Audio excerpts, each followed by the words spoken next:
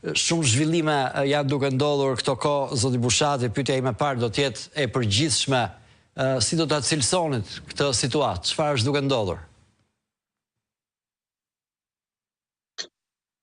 Në një vështrim i përgjithshëm do mundet të duken pamjet parë si një periudhë para shkërmoqjes të një regjimi, sepse në një pikpamje ka për ditë të re dalin skandale të reja që çfarë tregojnë. Tregojnë se në krye të shtetit është vendosur një band vjedhësish që interesohet vetëm për interesat e tyre. Po pastaj si shikoni, se ajo që ndryshon është që ne pak a shumë kjo ishte paralajmëruar nga shumë njerëz, ishte thënë që kjo po ndodh, nuk mendonim që dikush do na e thoshte pastaj me letra, me përgjime, me biseda telefonash, me dosje këtë gjë.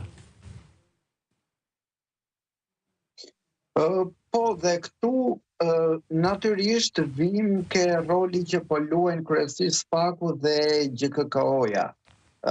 Në fakt për një kohë gjatë, gati për 5-6 vite me radhë, sidomos SPAK-u ka qenë një instrument i pushtetit, dhe nëse sot Edi Rama është në mandatin e tij të katërt, është edhe fal SPAK-u, gjykatës kushtetuese, drejtësisë së re që u instaluan fillim të pushtetit vet. Por ngjarjet e fundit që po ndodhin, nuk mund të themi se kemi një pavarësim të papritur të drejtësisë.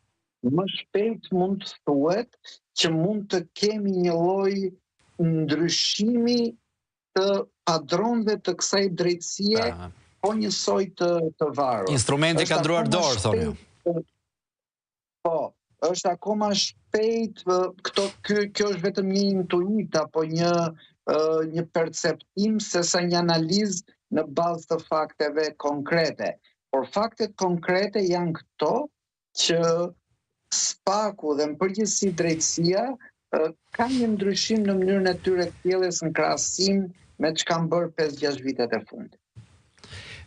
Kjo që ka ndodhur deri tani dhe duket se do të vazhdojë. Edhe gjatë ditës sotme kanë vazhduar me sa duket kontrolle me urdhër të SPAK-ut në një rreth njerëzish që sa vjen e po zgjerohet.